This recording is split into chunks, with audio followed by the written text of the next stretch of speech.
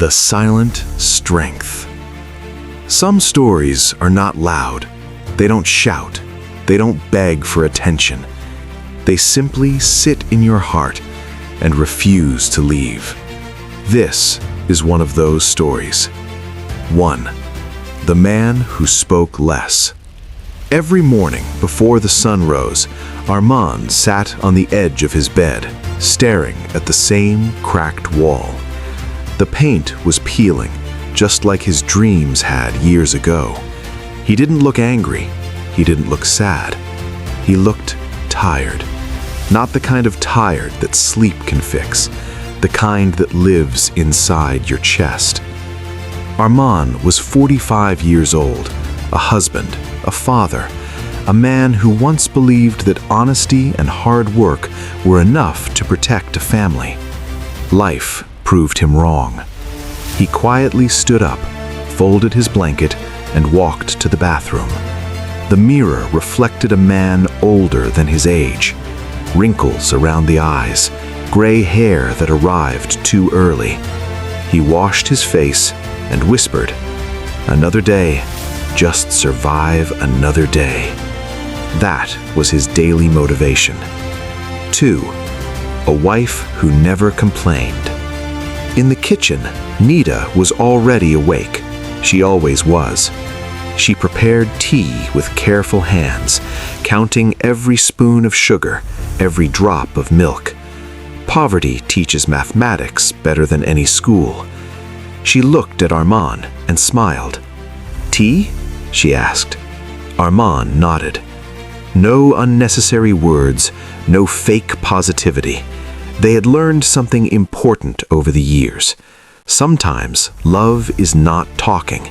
Sometimes love is understanding silence. Nita knew her husband carried pain like a secret. She never asked questions that would open wounds. Instead, she prayed quietly.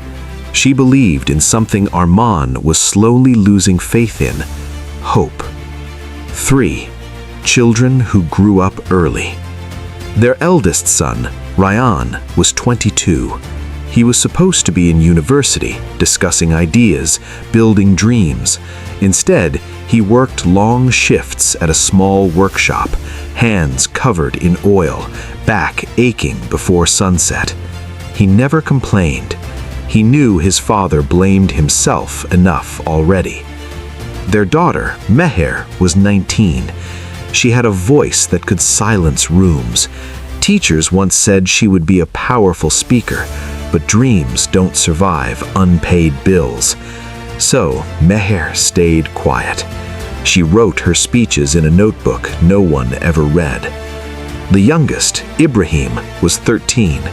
He understood more than adults realized.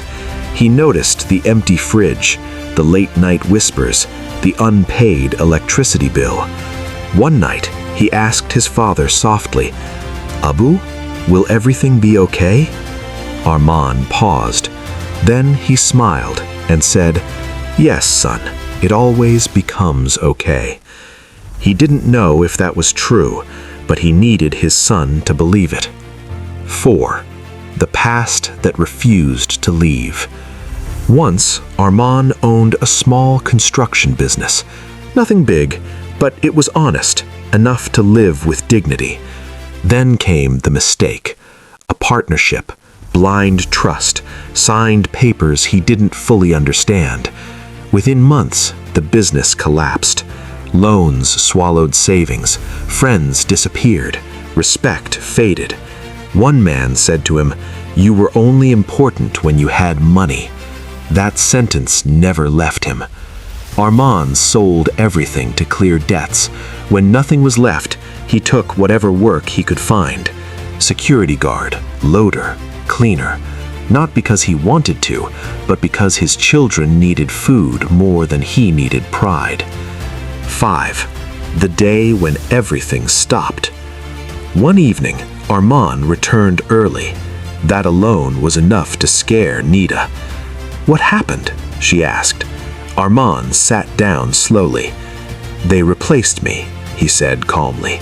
That calm was dangerous. "They said I'm too old. Silence filled the room. Ryan clenched his fists. Meher looked away. Ibrahim froze. Arman lowered his head. "I tried," he whispered. "I really tried." That night, something broke inside him. Not loudly, not dramatically, just a quiet collapse. 6. A family meeting without words. That same night, Ryan stood up. "I'll work full-time," he said. Meher added, "I can tutor kids." Ibrahim said nothing, but moved closer to his father. Arman looked at them, and, for the first time in years, he cried. Not because he was weak, but because he felt loved. Nita held his hand and said firmly, "You didn't fail us. You taught us how to stand." That sentence planted something powerful in his heart. 7. Pain that builds character. Days turned into weeks. Rejections came daily. Overqualified, underqualified, we'll call you. They never did. Arman walked miles every day searching for work. Sometimes he came home empty-handed, but he never came home empty-hearted. He still smiled because he understood something important. Children don't learn from what parents say. They learn from what parents do. So he didn't quit, even when quitting felt easier. 8. The voice that changed everything. One night, Meher gathered courage.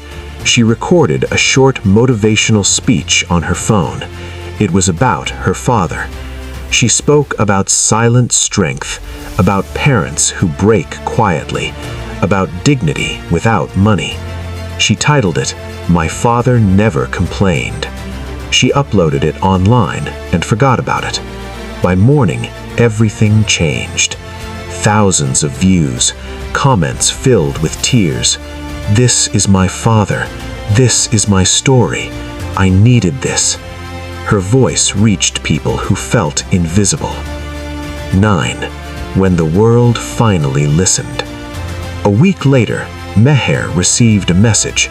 A non-profit organization wanted her to speak at an event. She was scared. She had never spoken on a stage before. Armand looked at her and said, "Fear means it matters. Go." That day, Meher stood on stage. She looked into the crowd, and she spoke. She spoke about a man who lost everything except honor, about a family that refused to give up, about strength that doesn't make noise. People cried. Some stood up and clapped. Armand sat in the audience, speechless. 10. The turning point. That event opened doors, scholarships, opportunities, mentorship. Ryan was offered better work. Meher began receiving invitations. Even Arman received a job offer, stable, respectful.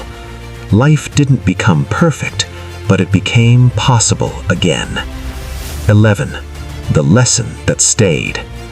One evening, Ibrahim asked his father, "Abu, why didn't you ever complain?" Arman smiled. "Because complaining makes pain louder, and silence teaches strength." He added, "When life breaks you, let it build you instead." 12. The ending that matters. Years later, Meher stood on a big stage. Lights, cameras, silence. She said, "This success is not mine. It belongs to a man who stayed quiet when the world was loud, to a mother who never gave up, to a family that chose dignity over despair." She paused. If you're struggling silently, please remember, your story is not over.